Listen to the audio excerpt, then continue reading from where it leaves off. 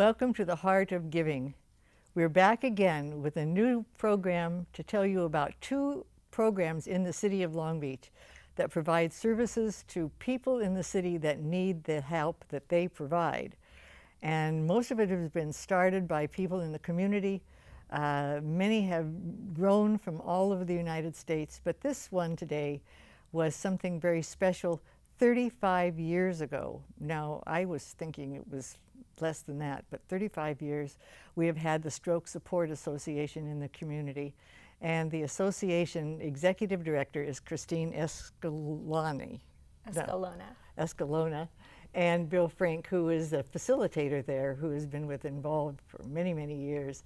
And Christine, I'm so pleased, and Bill, very nice to have you both here to tell us about what your love of doing now and where your heart of giving is going with our wonderful support services you provide. So the Stroke Association is something that is so needed, and I think becoming more so, because it seems as though everybody's taking something so they won't get a stroke. Seems like everything that's been on advertising and it prevents strokes. So tell us what exactly your program provides for our community. Okay. The Stroke Support Association provides weekly support groups for both stroke survivors as well as caregivers and their family members. And we are the only organization that provides free weekly support groups. Most organizations will provide one meeting per month. In addition to our support groups, we also have a hospital visitor program where our stroke survivors go into Long Beach Memorial, St. Mary's, and the VA, and they offer support and encouragement and hope to people that have had strokes? Absolutely. I see. Okay. Absolutely. Okay. And who are the people that go in to help them? I mean, who are the people that conduct the meetings? Who's in the meeting? Oh, okay. Well, in the meetings, we have anybody who's had a stroke or their life has been touched by a stroke. This could be somebody who's had a stroke as soon as a month ago, up to, we have people who've had their stroke 15 years ago. But the people that lead that, are they people that are stroke victims and they're helping others, or is it physicians, or what? Both. Okay, Bill, who are they? Basically, they're volunteers from the community.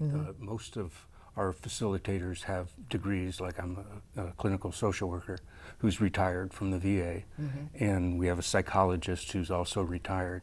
They run the groups. We have some I guess that's what I was asking.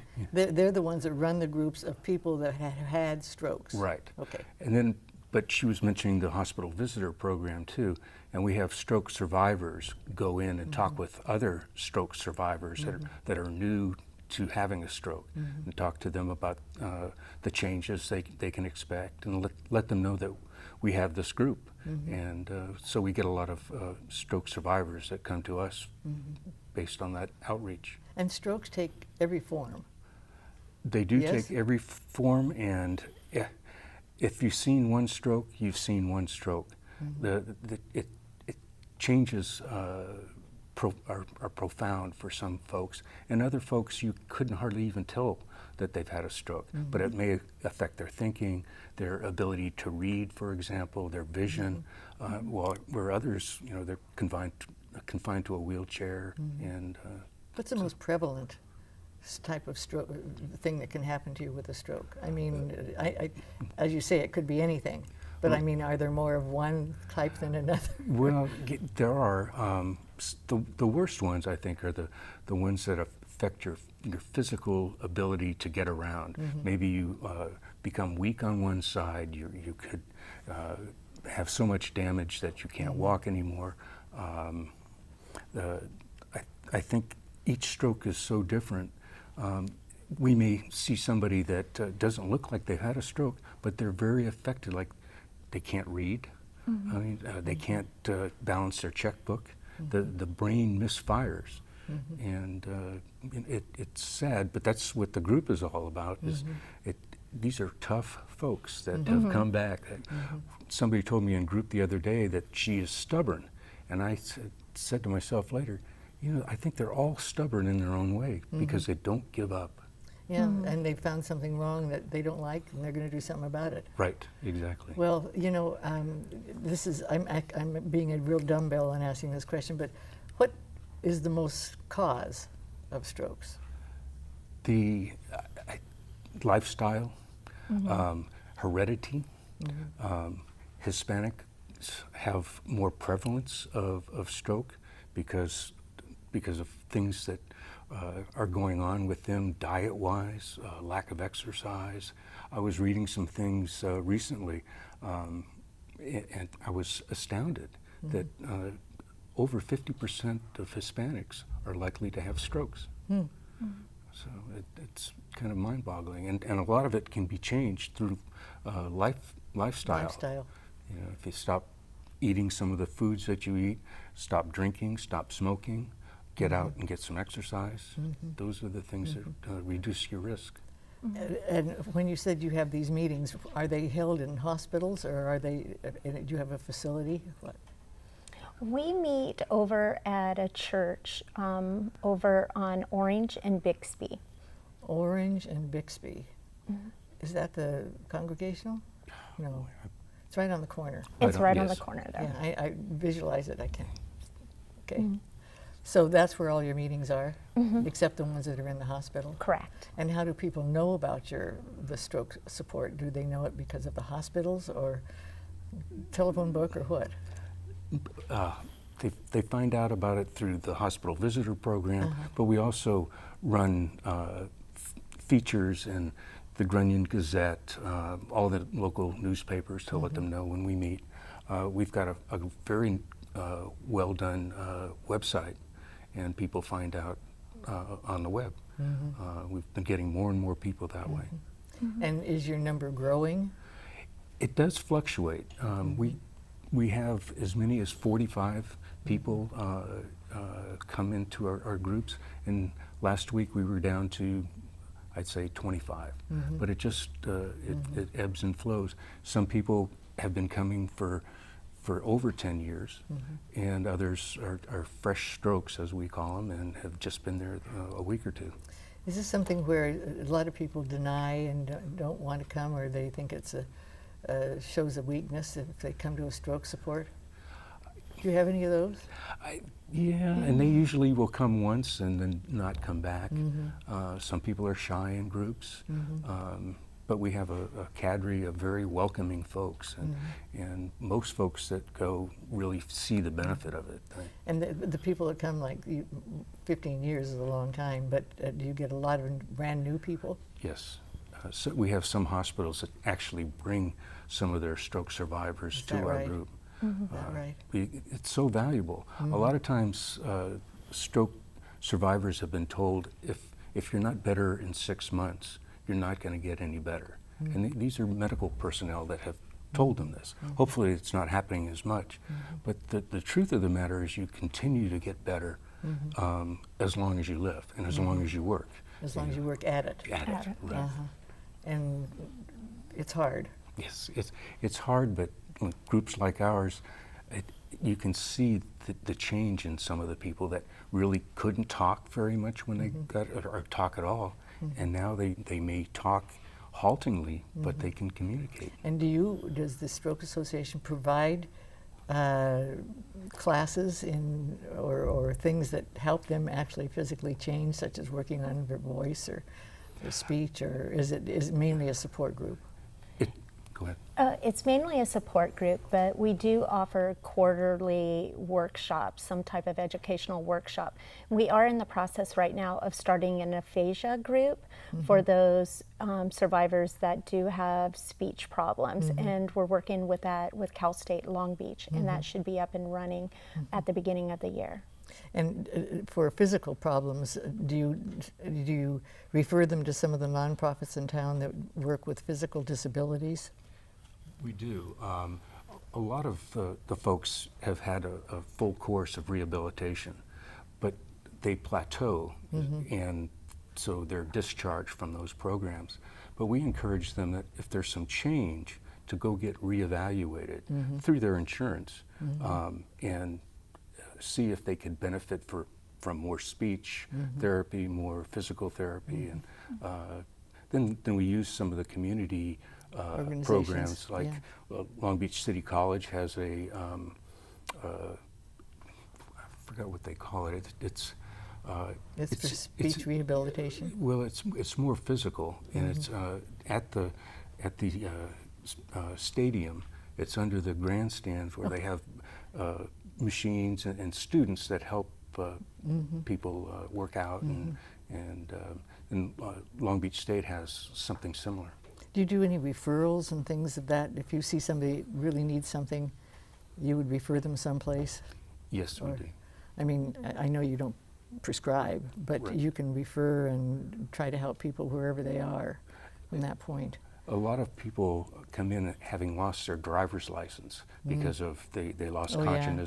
consciousness. You during lose this your program. independence. That's You right. do. Yeah. So that's a great resource, and as far as some of the other stroke survivors have gone through that, and so they can support the They newer talk stroke. about They that. talk about it, how to get your license back, and maybe if you can't get it back, how to adjust, using Dial-A-Ride and some of the other. And how are you supported?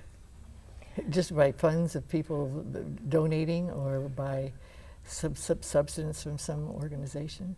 Individual donations. Our group meetings are free. However, we do ask if somebody can contribute $1 a week to donate $1 Would a help. week. Well, that's wonderful. And it's good that we have people like you that have that urge and that sympathy towards the need that this certainly has, because it's, I think, becoming more prevalent. I don't know. It just seems like it is.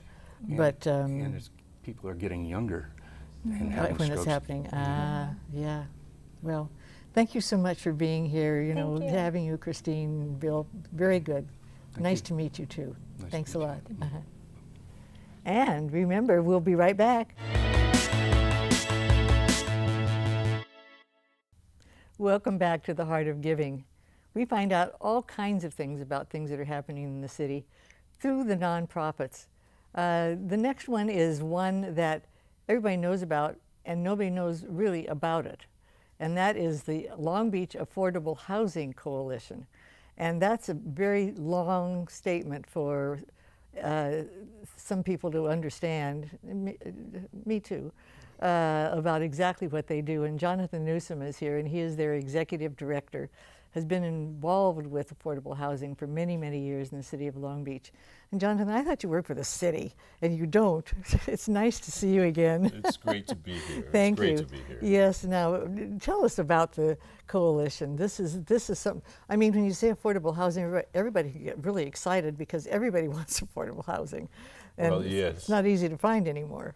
It Okay. is, and it's a bit of an explanation, but Long Beach Affordable Housing started in 1993, and our goal is to be a nonprofit developer who provides affordable housing to our residents here in Long Beach and other cities where we have properties.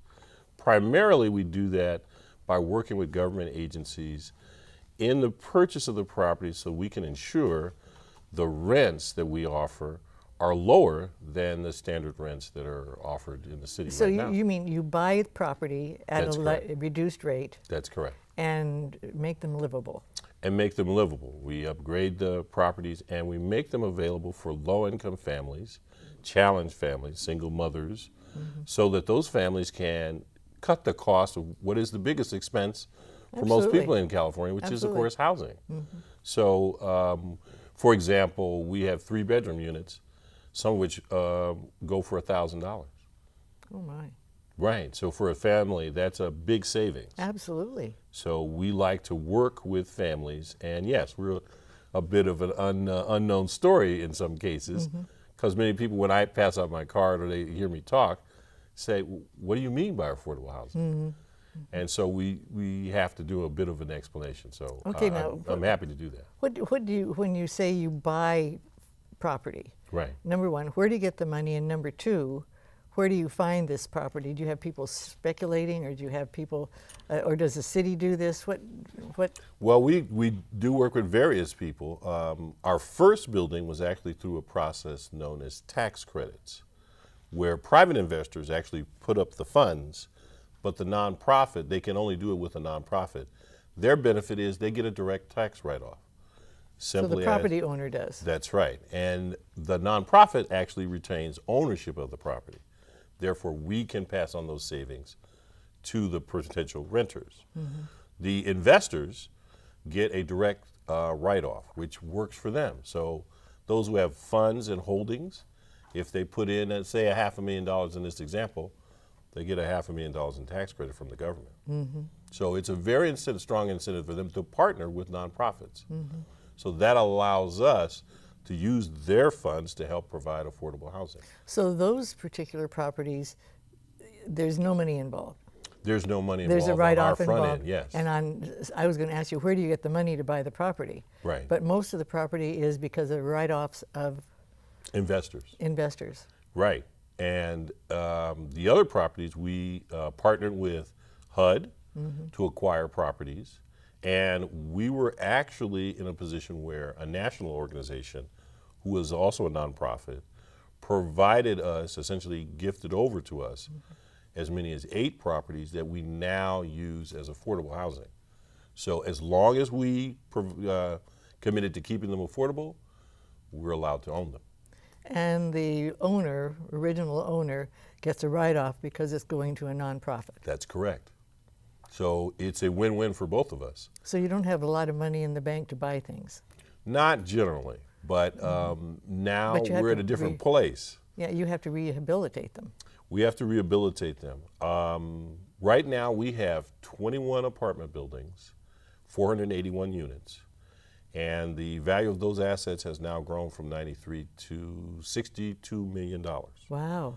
So we actually have assets to actually in acquire new property. property now over time, and the success of acquiring through working with government agencies like HUD and various cities, we have been able to acquire a portfolio of properties. And so for that gives us a little more leverage than when we started. So you're not only do you do what you've said, Right. but you also keep track of the people in the places. That's and correct. they're paying their rent. Yes, And so you have to have a business almost for the homeowners. or that's for the- correct. We like to go a little extra mile as a nonprofit. So, for example, we enacted 3 years ago a scholarship program for our residents. Since we're saving them on the biggest issue for all Southern Californians, which is housing costs, we figured that way we can provide incentives for them to pursue higher education.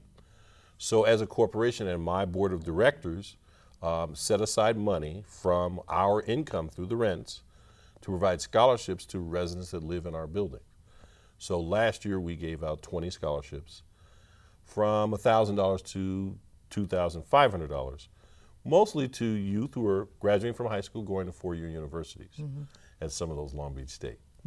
So we're very proud of that program. It's something that our board is very, very encouraging to our residents to pursue education because we're able to save them considerable money. So this is the kind of incentives that we're doing with people That's who work with wonderful. us. And some of the property, and you're always looking for properties. That is correct. And do you ever find them through the abandoned or the redevelopment areas from the city We're or from very government? interested. Yeah, as you're aware, redevelopment agencies got kind of changed around based Yeah, on oh the yeah. governor's It's gone. initiative gone, and they're essentially reconstituting them now. So yes, we're actually interested in working with the cities for properties they have to improve distressed properties and actually construct new housing if that's what the future holds for us. And So we're very how do you interested in that. qualify to be part of this? Basically, good we incentive? do, you're right, we do take folks based on their income, how much they make, and a range with the number of families, and we use essentially the HUD guidelines for the state. So a family of 4 can qualify easily for an apartment, a working family. So they simply have to contact us, and there's an application process that we do in-house. Do you have a waiting list? We do have a waiting list. I'm Some of our sure. buildings are pretty popular. We maintain some very nice buildings. So yeah, the building, our striving is to make sure our buildings look like, wow, that's affordable housing. That's what we want any resident to potentially look at. So we take pride in the building. Well, that's wonderful. And do you take references from other agencies, other organizations, the city, or Absolutely. and they send them to you? Yes, we work with the city's housing authority agency and different city departments. We work with a coalition of nonprofits. We're a nonprofit ourselves, so nonprofit partnership, for example, and other groups. We send out referrals of recent vacancies, and if anyone's interested in housing, and our staff is constantly passing out their cards, letting people know. We have a pretty good story. See if we can help wonderful for story. And I'm always interested in how people can find out about all of this. The people that are listening, watching right now, if they wanted to say, "Hey, I got to look into this," what would they do? They can simply call our office. Your office Our is- office number is 562-595-6111. We'll say that again before the end. Okay, and we have a specialist named Fatima Romero who works with anyone who calls. So I encourage anyone to give us a call if they're interested or have questions. Are you developing new properties now? We're actually looking into that, and you would certainly like the fact that we're looking into doing more supportive housing. We have a number of veterans who are challenged here in the city, so we're interested in working with different state agencies to provide veteran housing. Well, the people that I think everybody probably says, I need affordable housing, but I know that there is a criteria for it. But do you have vacancies like all the time? Like you might have a studio, but you haven't got just a one person that's signed up, or how do you handle all of that? We currently have vacancies. We have as many as 10 to 12 of the 481 units we have at any given time in the month. So yes, we encourage people to call us and seek information. Our website is www.lbahc.org. So you can receive it on through the website or calling us directly, and we'd be happy to work with anyone who calls. And this is just a specific thing, but do you, if someone can't pay their rent and say, I'm going to be a week late, and you understand about this, Absolutely. you have counselors and people they can talk with. Well, that's the beauty of being a nonprofit. We're not a for-profit just driven for the bottom line. And yes, we make a lot of arrangements with people who have issues with pay. We understand that, and we're pretty much very encouraging of them letting us know. So we work that out all the time. We have a legal department, and our approach isn't simply to evict people, it's really to work with them. We know there's certain situations as they come into us, so yes, we approach things with a little kinder and gentler approach. Well, the amount of time you've been in the city, you are firmly established, and I understand that. And I know that you're extremely popular because just being in a position that I was in, knowing people always are looking for affordable housing, and the city really does have to qualify for a certain amount of affordable housing. That's correct. Every city does. And I think that they're always striving to meet that goal. So what you're doing with how many people? 7? We have 481 units and over 27 staff. Yeah. And almost 1,000 people That's correct. in the places. That's I mean, correct. that certainly is making a difference for the city of Long Beach. We are doing our part. We're trying to do our part, and in a few years we hope to do more. We're looking to do new developments. And you have a board. And we have a board of directors who has governed our operations from the very beginning. And are they Long Beach people? They're definitely Long Beach people. Oh, good. I got to shout out good. to Evan Rowdy, Uh-huh. our longtime board member, and a key member, former councilman Absolutely. here in Long Beach. And Absolutely, very active. very active. And he's also active in the Historical Society, I know. He is definitely very So he's active in really Long interested Beach. in old Long Beach. He's a and very making- Long Beach guy. Yeah. So we appreciate Evan's time with us, and our board is committed to our mission to provide affordable housing. Well, that's wonderful. And Jonathan, you've been involved, as I say, for many, many years. And That's true. I think you feel you have a calling to be involved in something I do enjoy it. that has such far-reaching effects. So thank you very much for being with us Thank today. you. Thank It went you. very fast, didn't it? Yes, yes. Thank you very Nice much. to We see appreciate you. this. Thank you. And thank you very much for watching. It's been a good day. We'll see you again.